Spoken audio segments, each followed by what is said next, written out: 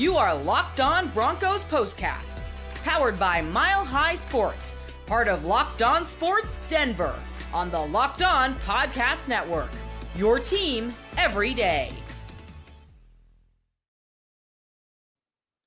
That is one way to lose a football game. Man, what a brutal loss for the Denver Broncos this afternoon against the Kansas City Chiefs. Your final score, 16-14. They were right there. The Broncos were within striking range to win the game. They kind of had an opportunity there to punch it in for 7 or play a little bit more conservative, let the clock tick down and kick it what should have been a game-winning field goal. And unfortunately, none of that goes according to plan for Sean Payton and the Denver Broncos. But welcome on in to your Locked On Broncos postcast. I am your host, Aniello Piro. Hope everybody is doing well out there, although I know Broncos country is probably feeling some type of way on this Sunday. But guys, do me a favor, like this video on YouTube and make sure to subscribe to your Locked On Sports Denver YouTube channel. That way you guys never miss an episode of your Locked On Broncos postcast. And today's episode of your Locked On Broncos postcast is brought to you by our friends over at Prize Picks. Go to prizepicks.com/LockedOnNFL and use code all lowercase LockedOnNFL to win $50 instantly when you play $5. But the story of the game, it's unfortunate because, look, you want to see some more out of the Denver Broncos offense, and I'll spend, majority of the second half of the program talking about that. But I think we've got to start with what's front and center, and that is the blocked field goal attempt on the final play of the game. And I was actually watching this game. I had my headset on, watching on stream, and my buddy, who was about, maybe 15 seconds ahead of me, whatever it might be, I just hear, "Oh no." We've been kind of going back and forth and chatting throughout the course of the game, giving our opinions. And I'm like, don't tell me what happened. Just don't tell me what happened. And lo and behold, 10, 15 seconds later, I see the blocked field goal. And what should have been a victory show has now turned into a loss show as the Broncos are just unable to get the job done today. And look, man, what's the old saying? You come at the king, you best not miss, I think is how it goes. And that is exactly what happened. And, breakdowns are going to happen on special teams. Breakdowns are going to happen on offense. They're going to happen on defense. We saw one play with Mahomes there. I think it was in the first half to Xavier Worthy. I forget the exact receiver, but we saw a broken play where Mahomes kind of rolls out, scrambles, finds a wide open receiver that, extended a drive for the Chiefs at that point when they were on 3rd and long in that position. And just a bad time to have a misfire if you're the Denver Broncos special teams unit. And Denver did, everything that they were supposed to do, right? Kansas City kicks a field goal late with about with just over let's see here. Well, the Broncos got the ball back with 5 minutes left to play. But so Kansas City's up 16-14 after a late field goal there in the fourth quarter. And the Broncos do a good job of what's the one way that you beat Patrick Mahomes? Do not give him the ball back with anything more than 3 seconds on it, right? You don't want to have Mahomes have enough time to try to make a play, call a timeout, get the field goal unit on, whatever it might be. And that is exactly what the Broncos were following the script of, is we're going to get this ball last. We're going to live and die by our own sword. And Denver did a good job of milking the clock there because Denver got the ball back with 5:57 left to play there in the fourth quarter. Excuse me.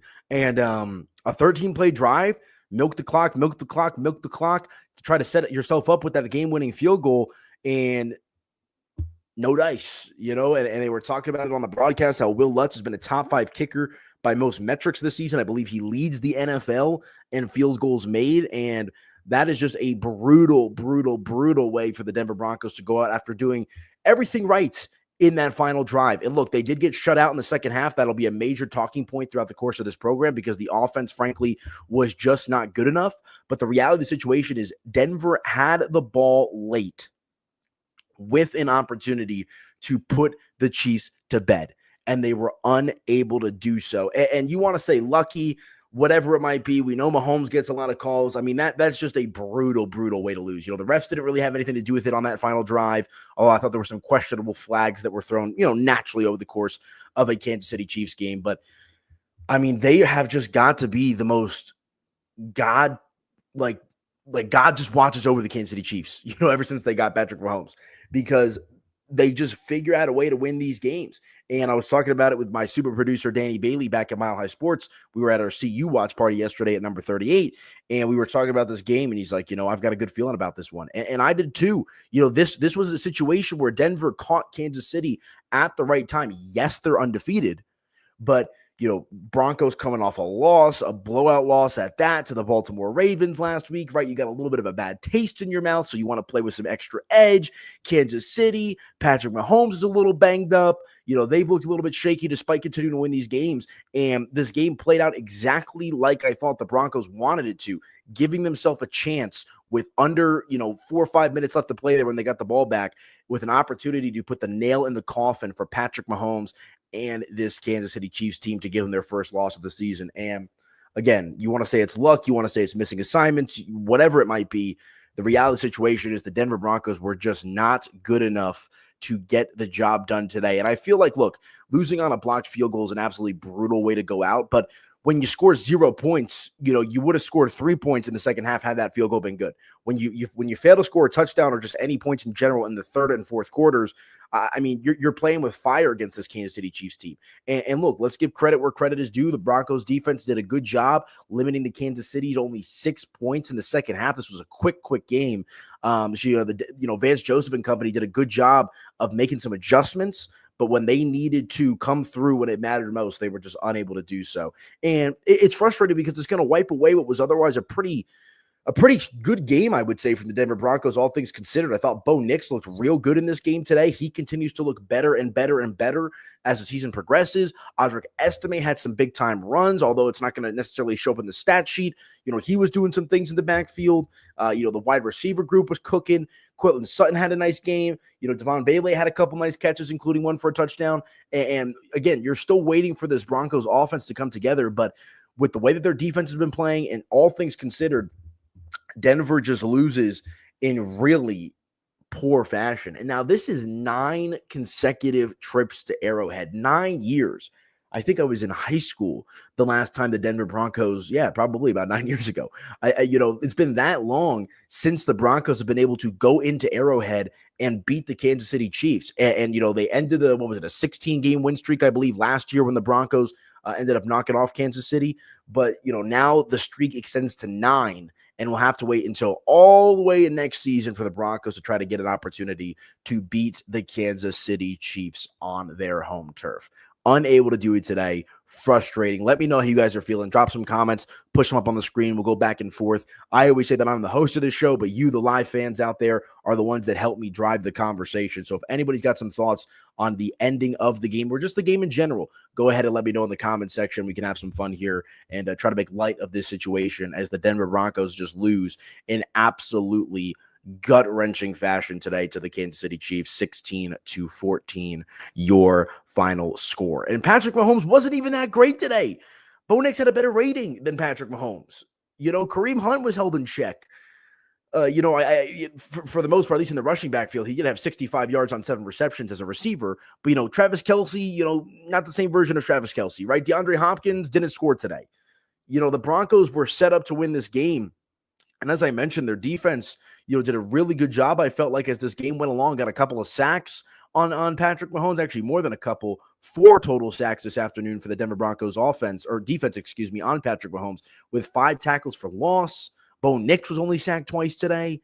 And it's frustrating, especially when it's against one of your rivals, a division opponent that is, the defending back-to-back Super Bowl champions, right? A win today, I think, goes a long way in kind of building up the belief in this Denver Broncos team. And look, I think they can still make the playoffs. I think everything's still on the table for Denver by virtue of the AFC being pretty mid this season. But that's one that you wish you could have back, wish you could do it over as the Broncos lose this afternoon, 16-14, your final score against the Kansas City Chiefs. And look at this, Russell Wilson. I got him on my TV right now. It looks like he's trying to lead the Steelers to a come-from-behind victory over the Washington Commanders, who've been one of the hottest teams in the NFL. The irony in that. But all right, let's hit a quick break. When we come back, we'll continue along with the conversation, talking a little Denver Broncos football as they fumble the bag this afternoon, losing to the Kansas City Chiefs 16-14. Stick with me, folks. Drop some comments. Let me know how you guys are feeling out there, and I'll be back in just a moment right here on your Locked On Broncos postcast. Stick with me, folks.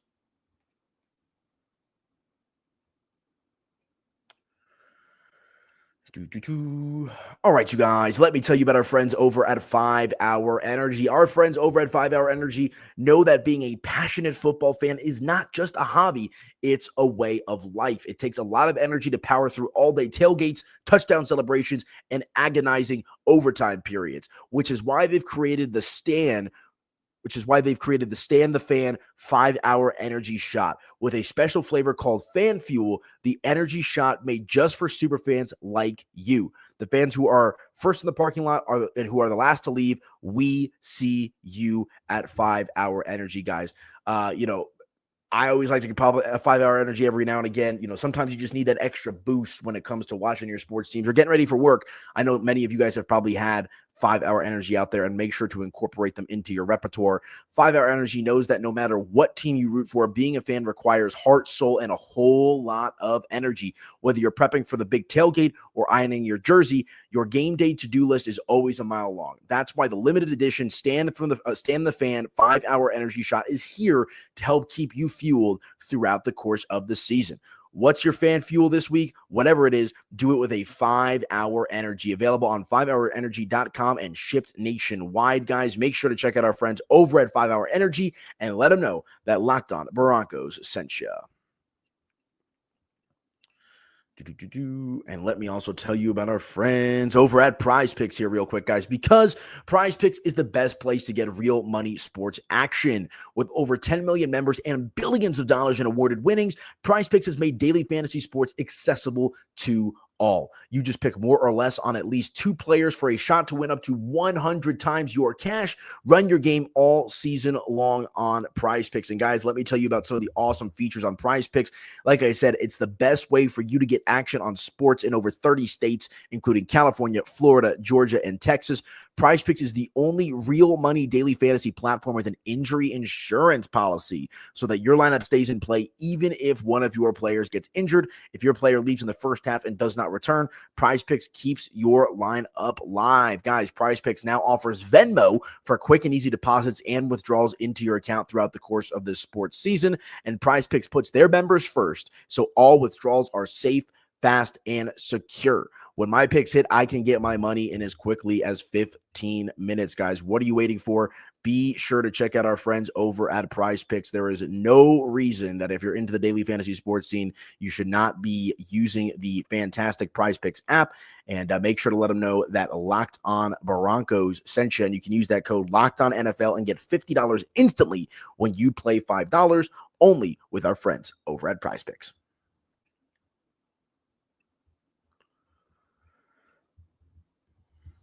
Okay, welcome on back into your Locked On Broncos postcast. I am your host, Aniello Piro. Hope everybody is hanging in there out there as the Denver Broncos lose in gut-wrenching fashion this afternoon to the Kansas City Chiefs, 16-14, your final score, losing on just a brutal, absolutely brutal, no other way to put it, game-sealing field goal block for the Kansas City Chiefs. Like you don't see that too often. I feel like you see field goal blocks and pump blocks, but for the win, right, where all you got to do, I mean, I don't know if you guys saw the pictures on the sideline, but Sean Payton was ready to raise his hand. The Broncos sideline was going crazy for like a half a second, and they realized that it was blocked and the game was over and that they lost.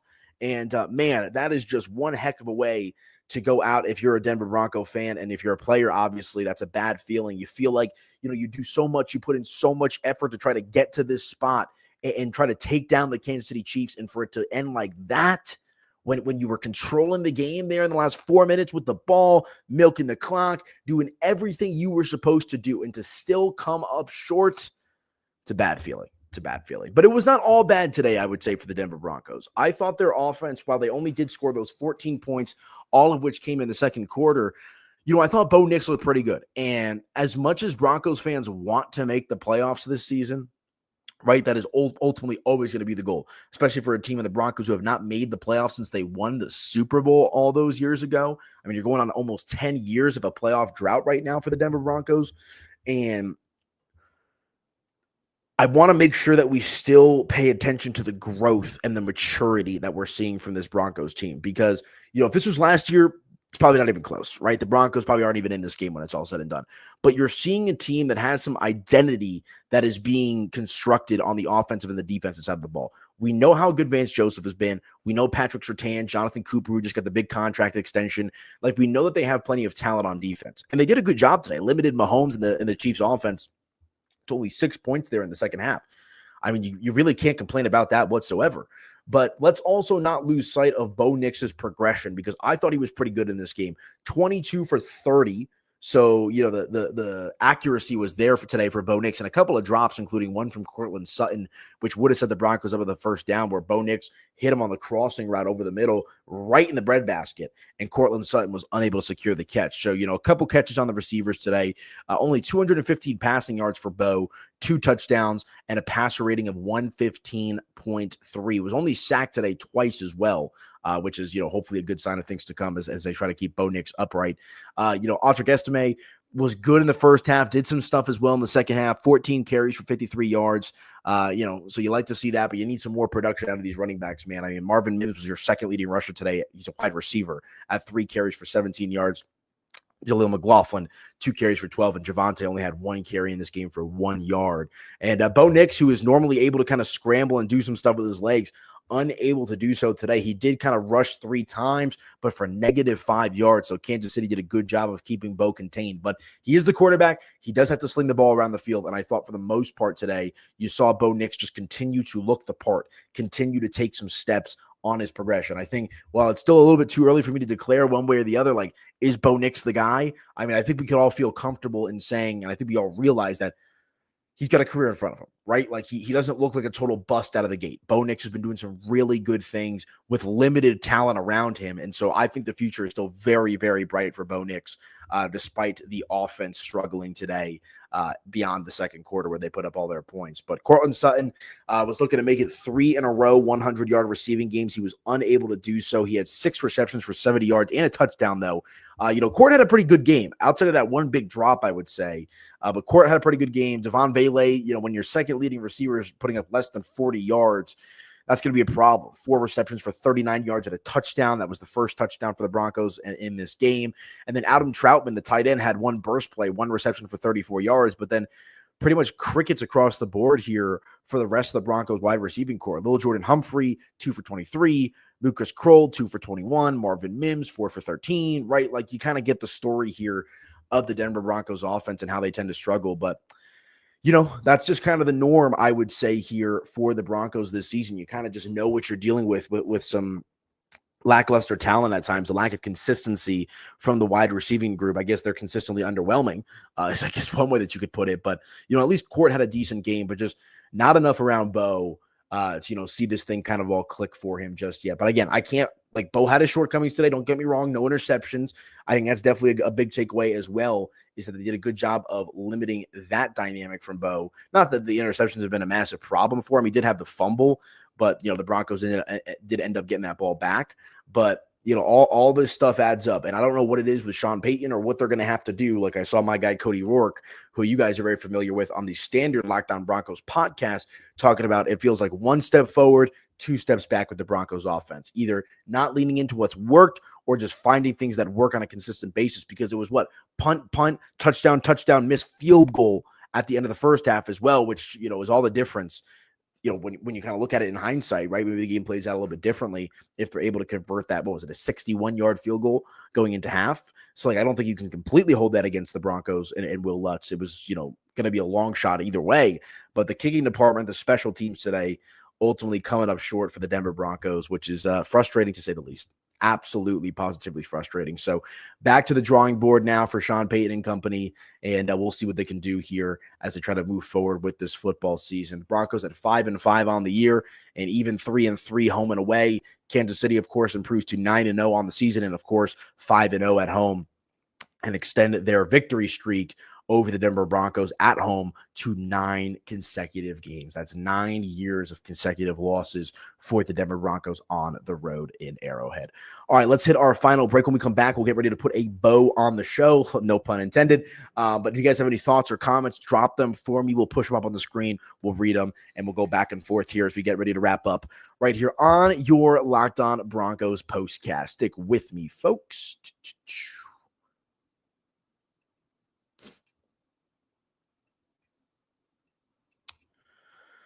Ooh, this is a good one. I did this one yesterday for the Buffs postcast. Let me tell you about our friends over at Omaha Steaks, guys, because nothing delivers comfort and joy quite like the unrivaled quality and taste of Omaha Steaks. This year, skip the holiday hustle and bustle and save 50% off gourmet gifts site-wide at omahasteaks.com. Plus, get a $30 reward card when you shop early and score an extra $30 off with promo code NFL. With 5 generations of experience, they consistently deliver the world's best steak experience, and the gifting experts at Omaha Steaks have made it easy to deliver the perfect gift with thoughtfully curated gift packages starting at $89.99. From legendary steaks to mouth-watering desserts and more, save 50% off site-wide at omahasteaks.com. Plus, our listeners get an extra $30 off with promo code NFL and a $30 reward card when you shop early. That's 50% off at omahasteaks.com, OMAHA steaks.com, and an extra $30 off with promo code NFL. Minimum purchase does apply, but guys, be sure to check out our friends over at Omaha Steaks. I have used Omaha Steaks in the past. I have consumed Omaha Steaks in the past. We've had some like filet mignon wrapped in bacon. I think we've had some lobster tails delivered from Omaha Steaks. It is a great gift to give, especially like, for any of the fellas out there. Like if you're getting, for like a brother-in-law, father-in-law, like sometimes it's a little harder to shop for men. I don't know a single guy that would not like to get some high quality steaks and seafood delivered to them for the holidays. So be sure to check out our friends at Omaha Steaks and use that promo code NFL for an extra $30 off with that promo code NFL. And let me also tell you about our friends over at FanDuel, guys. Get ready to tackle the NFL action with FanDuel, America's #1 sportsbook, because right now, new customers can bet $5 and get $150 in bonus bets if you win. The FanDuel Sportsbook app gives you everything you need to place live bets on in the NFL all in one place. So when you get a hunch in the middle of the game, you can check out the latest stats, view live play-by-play, and so much more on the same page where you place your bets. Just visit FanDuel.com to join today, and you'll get started with $150 in bonus bets if you win your first $5 bet. That's FanDuel.com. Never waste a hunch and make every moment more with FanDuel, an official sportsbook partner of the NFL. And guys, I say it all the time. My phone is charging right now, but I'm an active FanDuel user. Congratulations to anybody that took the Denver Broncos plus 7.5. I took that myself before the game had started today, so bit of a winner there. Cowboys and Eagles are on my TV right now. I think we've got Lions and Texans, I believe, is a Sunday night football game tonight. So if you want to get your money down, be sure to check out our friends over at FanDuel, my personal favorite sportsbook, and I know it will be yours too. And you can get started with $150 in bonus bets if your first $5 bet wins. So be sure to check out our friends over at FanDuel and let them know that Locked On Broncos sent you.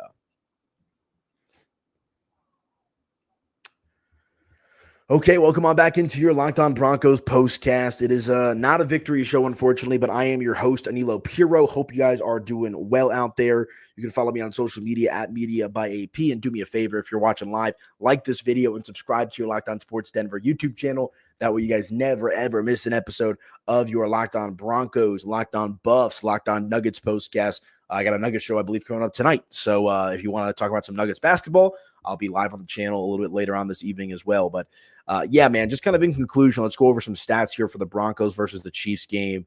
And, Denver, they did what they were supposed to do. Kansas City had more first downs, 19 to Denver 16, but Denver did a good job of at least keeping things, in order, nearly a little bit over 50% actually from third down. 7 for 13 were the Broncos today. Their 260 yards of offense trailed Kansas City by only 40 yards. They finished up with 300. But, all in all, I think what this game also comes down to is the time of possession. The Kansas City Chiefs just absolutely dominated the Denver Broncos today in time of possession. 33 minutes and 21 seconds TOP for Kansas City compared to just 26:39 for the Denver Broncos. And again, it was looking like that wasn't going to matter because Denver did an excellent job at the end of the game with about 5 minutes and change left to play of running a pretty meticulous and calculated, it ultimately being a 13-yard drive or 13-play drive, that should have resulted in a game-winning field goal. But Kansas City breaks it up, they block it, boom, that's all she wrote. So just a tough way for the Broncos to go out today. But again, I hate to say it this way, but the one team you can't afford to do this against is the Kansas City Chiefs. And I understand that it wasn't Patrick Mahomes leading, his offense down the field to score some game-winning points. But when you're playing a team like the Chiefs, not even a team like the Chiefs, just the Chiefs, right? Because I think the 49ers are susceptible. I think the Lions can be beaten. Houston can be beaten. We've seen Cincinnati fall off. Baltimore can be beaten despite the fact that Denver lost to them last week, right? Like the one team that you can't even just give, like you need to beat them thoroughly. And I know that's hard to do because of what the Kansas City Chiefs are. But the reality of the situation is, even with Mahomes on the field, this team finds a way to win this game. And I know it's frustrating. Like that's probably the word of the day is frustration. So, go out and take a walk. The sun is shining. The snow is melting here in Colorado. But you just can't leave any doubt whatsoever when you're playing the Kansas City Chiefs. And despite the fact that Denver had a good chance there at the end of the game, in control, doing exactly what they were trying to do, doesn't make up for the fact that this team in Kansas City just figures out ways to win games. And today it wasn't because of Patrick Mahomes. Mahomes was hobbled out there. Today it was because of their special teams unit and really a missed field goal going into half and then that final blocked field goal at the end of the game. But, outside of that, man, the defense played a good game. They sacked Mahomes 4 times. I thought you saw Zach Allen making a big impact in this game. He had one of the sacks. Brandon Jones running all over the place. Cody Barton running all over the place. Both of those guys with 9 total tackles. PJ Locke doing his thing with 7 tackles. Jonathan Cooper off of the contract extension records a sack. Nick Bonito gets a sack. He was in, most of these big plays all throughout the course of the afternoon. So the defense, when you give up 16 points to Patrick Mahomes in Arrowhead, you're feeling pretty good about your chances. You really are. And so that's why it's such a frustrating outcome for Denver, and it's a frustrating show to do a little bit because I was sitting here planning on talking about good things. Broncos bucked the streak, this and that, boom, boom, boom, and just like that, it's gone. And that, my friends, is what happens when you have breakdowns of communication, you have breakdowns of assignments, and frankly, when you're going up against the most polished team, a team that should be a favorite to win the Super Bowl for a reason in the Kansas City Chiefs. So drop some comments, guys. Let me know how you guys are feeling. Also, make sure to like this video, subscribe to your Locked On Sports Denver YouTube channel. That way you guys never, ever miss an episode of your Locked On Broncos postcast. But anyone have any big takeaways, let me know as I begin to wind down here on the program. But again, I think for me, Bo Nix looked the part. He continues to get better. Again, 22 for 30, 215 passing yards and 2 scores for Bo for a quarterback rating of 115.3. Mahomes only had a quarterback rating of 92. He dropped back to pass today 42 times on that hobbled leg. 28 for 42 was Mahomes, 266 yards, only 1 touchdown, sacked 4 times. Kareem Hunt, 7 receptions for 65 yards. Kelsey, 8 for 64 and a touchdown. But again, and I know that the Chiefs aren't the Tyreek Hill, prime Travis Kelsey, explosive Chiefs that we've all kind of come to know and understand over the last handful of years. When they were initially winning Super Bowls, they've kind of adjusted over the last couple of years, but still a game that the Broncos were in till the very end. A game, that's just like, I hate to sound like a broken record, but like they were right there. And, I think about, what was it, Pat McAfee yesterday, he had the kid try to kick the field goal on College Game Day for a bunch of money, and the kid was kind of talking some smack on kickers. And I know that this one necessarily wasn't on Will Lutz because the kicker was blocked, but it's such an overlooked part of the game. Nothing is absolutely given in the NFL. And look, I don't think he's making that field goal before half. There's a reason why Kansas City sent, McCole Hardman, I believe, back there to return it. It was a Hail Mary type of kick for the Broncos in their field goal unit. But, we've seen some of these kickers make some of these absurd kicks throughout the course of the season. And I think Will Lutz is fine, but it's just kind of one of those microcosms of the game today where it's like, man, like our special teams are the ones that let us down. Our offense also let us down, not able to score more than 2 touchdowns after the second quarter, any points at all, actually.